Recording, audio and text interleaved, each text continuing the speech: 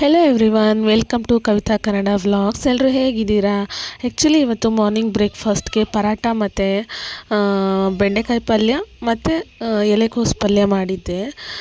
ನನ್ನ ಮಗಳು ತುಂಬ ದಿನದಿಂದ ಕೇಳ್ತಾಯಿದ್ಲು ಪರಾಟಾನ, ಬಟ್ ನನಗೆ ಮಾಡೋದಕ್ಕಾಗಿರಲಿಲ್ಲ. ಅಂದರೆ ನನ್ನ ಹಸ್ಬೆಂಡು ಅದು ಮೈದಾ ಹಿಟ್ಟಿಂದ ಮಾಡೋದಲ್ವ, ಸೊ ಹಾಗಾಗಿ ಅದು ಜೀರ್ಣಕ್ರಿಯೆ ಆಗೋದಿಲ್ಲ, ಬೇಡ ಅಂತ ತುಂಬ ಹೇಳ್ತಾಯಿದ್ರು.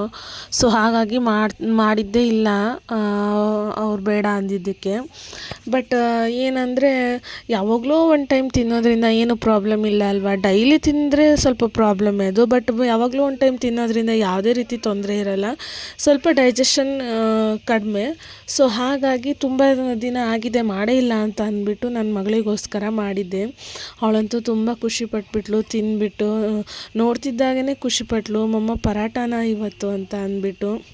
ಸೊ ಅವಳಿಗೆ ಏನೇ ಒಂದು ವೆರೈಟಿಯಾಗಿ ಮಾಡಿಕೊಟ್ರೆ ತುಂಬ ಇಷ್ಟಪಡ್ತಾಳೆ. ಈ ಥರ ಚಪಾತಿ, ಪೂರಿ, ರೊಟ್ಟಿ ಈ ಐಟಮ್ ಅಂದರೆ ಅವಳಿಗೆ ತುಂಬ ಇಷ್ಟ. ರೈಸ್ ಐಟಮ್ ಅಷ್ಟೊಂದು ಇಷ್ಟಪಡೋದೇ ಇಲ್ಲ ಅವಳು. ಸೊ ಹಾಗಾಗಿ ಮಾರ್ನಿಂಗ್ ಬ್ರೇಕ್ಫಾಸ್ಟ್ಗೆ ಅಂತ ಅಂದ್ಬಿಟ್ಟು ನಾನು ಇಲ್ಲಿ ಮೈದಾ ಹಿಟ್ಟು ಮತ್ತು ಗೋಧಿ ಹಿಟ್ಟು ಎರಡನ್ನೂ ಯೂಸ್ ಮಾಡಿಬಿಟ್ಟು ಪರಾಟನ ಮಾಡ್ಕೊತಾ ಇದ್ದೀನಿ. ಅದು ಮೈದಾ ಹಿಟ್ಟು ಸ್ವಲ್ಪ ಕಡಿಮೆ ಇತ್ತು ಅಂತ ಅಂದ್ಬಿಟ್ಟು ಸ್ವಲ್ಪ ಗೋಧಿ ಹಿಟ್ಟನ್ನ ಮಿಕ್ಸ್ ಮಾಡಿ ಮಾಡ್ಕೊಂಡಿರೋದು.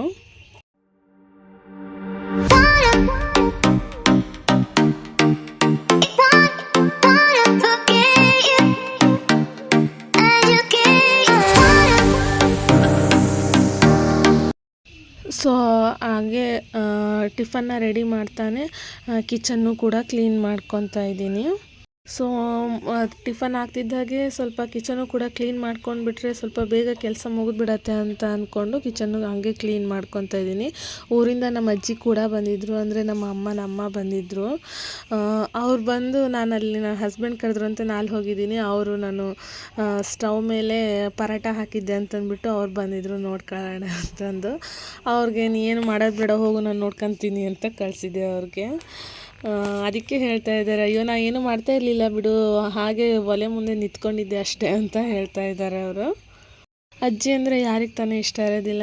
ನಮಗೆ ಸ್ವಲ್ಪ ಪ್ರೀತಿ ಜಾಸ್ತಿ ಅಂತಲೇ ಹೇಳ್ಬೋದು. ಯಾಕಂದರೆ ನಾನು ಚಿಕ್ಕವಳಿದ್ದಾಗಿಂದನೂ ನನ್ನನ್ನು ಸಾಕಿ ಬೆಳೆಸಿದವರು ಇವರೇ, ನನ್ನನ್ನು ನೋಡ್ಕೊಂಡವರು ಇವರೇ. ಸೊ ಹಾಗೆ ಸ್ವಲ್ಪ ಪ್ರೀತಿ ಜಾಸ್ತಿನೇ. ಏನೇ ಒಂದಾದ್ರೂ ಅಷ್ಟೇ, ಏನಾದರೂ ಕೆಲಸ ಮಾಡ್ತಾಯಿದ್ರೆ ನಾನು ಮಾಡ್ತೀನಿ ಅಂತ ಬಂದುಬಿಡ್ತಾರೆ. ಬಟ್ ನಾನೇ ಮಾಡೋದಕ್ಕೆ ಬಿಡೋದಿಲ್ಲ, ಹೇಳಿದರೆ ಕೇಳಲ್ಲ. ಸ್ವಲ್ಪ ಜೋರು ಮಾಡಿಬಿಟ್ರೆ ಸುಮ್ಮನೆ ಹೋಗ್ಬಿಡ್ತಾರೆ, ಮಾಡಲ್ಲ ಬಿಡು ಅಂತ ಅಂದ್ಬಿಟ್ಟು. ಏನು ಕೆಲಸ ಮಾಡಿಸೋದೇ ಇಲ್ಲ ಅವ್ರ ಕೈಯಲ್ಲಿ.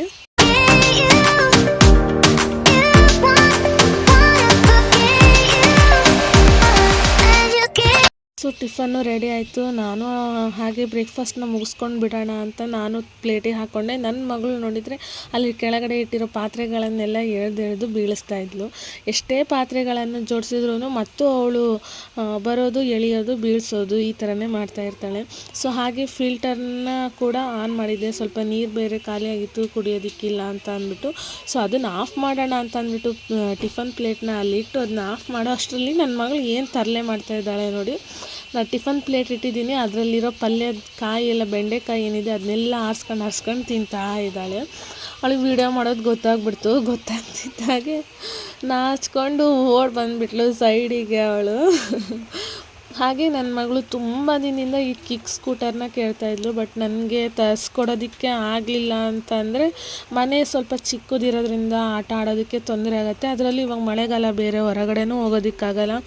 ಸೊ ಹಾಗಾಗಿ ಒಳಗಡೆ ಅಂದರೆ ತುಂಬ ಇಕ್ಕಟ್ಟಾಗಿಬಿಡತ್ತೆ ಅಂದ್ಬಿಟ್ಟು ಇಷ್ಟು ದಿನ ಆದರೂ ತರಿಸ್ಕೊಟ್ಟಿರಲಿಲ್ಲ. ಬಟ್ ಅವಳು ತುಂಬ ದಿನದಿಂದ ಕೇಳ್ತಾ ಇದ್ಲಲ್ಲ ಅಂತ ಅಂದ್ಬಿಟ್ಟು ಮೊನ್ನೆ ತರಿಸಿದೆ.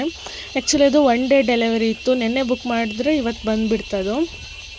ಸೊ ಅವಳು ಸ್ಕೂಲಿಂದ ಬರ್ತಿದ್ದಂಗೆ ಫುಲ್ ಖುಷಿಯಾಗಿ ಆಟ ಆಡ್ತಿದ್ದಾಳೆ, ತರಿಸ್ಬಿಟ್ಟಿದೀಯಾ ಅಂತ ಅಂದ್ಬಿಟ್ಟು. ಅದು ನನ್ನ ಚಿಕ್ಕ ಮಗಳು ಕೂಡ ಅವಳು ಹಿಂದೆನೇ ಹೋಗ್ತಾ ಇದ್ದಾಳೆ. ಬಟ್ ಅವಳಿಗೆ ಅಂದರೆ ಮ್ಯಾನೇಜ್ ಮಾಡೋದಕ್ಕೆ ಬರೋದಿಲ್ವಲ್ವ ಅದನ್ನ. ಸೊ ಹಾಗಾಗಿ ಅವಳಿಗೆ ಬೇಡ ಅಂತ ಅಂದ್ಬಿಟ್ಟು ಅದೇನಂದರೆ ಸ್ವಲ್ಪ ಟಚ್ ಮಾಡಿಬಿಟ್ರೆ ಹಾಗೆ ಮುಂದೆ ಹೋಗ್ಬಿಡತ್ತೆ. ಆ ಥರ ಮಾಡೋದಕ್ಕೆ ಹೋಗಿ ಒಂದು 2-3 ಸರಿ ಬಿದ್ದಿದ್ದಾಳೆ ಅವಳು. ಸೊ ಹಾಗೆ ನನ್ನ ಮಗಳಿಗೆ ಪೇಂಟಿಂಗ್ ಅಂದರೆ ತುಂಬ ಇಷ್ಟ. ನೋಡಿ ನಮ್ಮನೆ ಗೋಡೆ ಮೇಲೆ ಎಲ್ಲಿ ಬೇಕಲ್ಲೇ ಬರೆದಿದ್ದಾಳೆ. ಗೋಡೆ, ಬೆಡ್ಶೀಟು, ಕಾಟು ಏನೊಂದು ಬಿಡೋದಿಲ್ಲ, ಆ ಥರ ಪೇಂಟ್ ಮಾಡ್ತಾ ಇರ್ತಾಳೆ.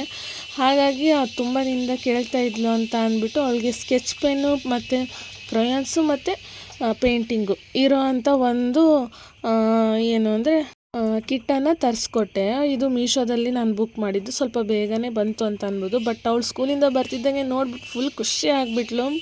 ಇದನ್ನೆಲ್ಲ ತರಿಸ್ಬಿಟ್ಟಿದೀಯಾ ಮಮ್ಮ, ನನಗೇನ ಇದು, ನಾನು ಯೂಸ್ ಮಾಡಲ, ನಾನು ಬರೀಲ್ಲ ಅಂತ ಅಂದ್ಬಿಟ್ಟು. ಅವಳಿಗೆ ಒಂದು ಸ್ವಲ್ಪ ಬರೆಯೋದು ಜಾಸ್ತಿ. ಅವಳು ಆಟ ಆಡೋದೇ ಕಡಿಮೆ. ಸಿಕ್ಕಾಪಟ್ಟೆ ಬುಕ್ ಬರಿತಾ ಇರ್ತಾಳೆ, ಗೋಡೆ ಮೇಲೆ ಗೀಚ್ತಾ ಇರ್ತಾಳೆ. ಸೊ ಈ ಒಂದು ಹ್ಯಾಬಿಟ್ ಅವಳಿಗೆ ಇದೆ. ಹಾಗಾಗಿ ಬರೀಲಿ ಮಕ್ಕಳಲ್ವ, ಈಗ ಬರೀದೆ ಇನ್ನು ಯಾವಾಗ ಬರೀತಾರೆ, ಆಟ ಆಡೋ ಟೈಮಲ್ಲಿ ಆಡ್ಕೊಬಿಡ್ಬೇಕು. ಈ ವಯಸ್ಸಲ್ಲೆಲ್ಲ ಹೀಗೆ ಅಲ್ವಾ ಮಕ್ಕಳು, ಆ ಏಜೇ ಹಾಗೆ ಅಂತ ಅಂದ್ಬಿಟ್ಟು ಅವಳು ಆಸೆ ಪಟ್ಲಲ್ವ ಅಂತ ಅಂದ್ಬಿಟ್ಟು ಅದನ್ನ ತರಿಸ್ಕೊಟ್ಟೆ. ಬಟ್ ಅವಳಿಗೆ ಗೊತ್ತಿರಲಿಲ್ಲ ನಾನು ಇದನ್ನ ಬುಕ್ ಮಾಡಿದ್ದೀನಿ, ನಾನು ಈ ಥರ ತರಿಸ್ತಾ ಇದ್ದೀನಿ ಅಂತ ಅಂದ್ಬಿಟ್ಟು.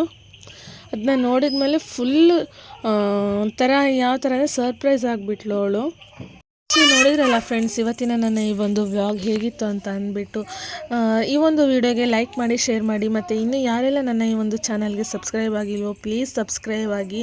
ಐ ಹೋಪ್ ನಿಮಗೆಲ್ಲ ಈ ಒಂದು ವಿಡಿಯೋ ಇಷ್ಟ ಆಗಿದೆ ಅಂತ ಅಂದ್ಕೋತೀನಿ. Thank you all.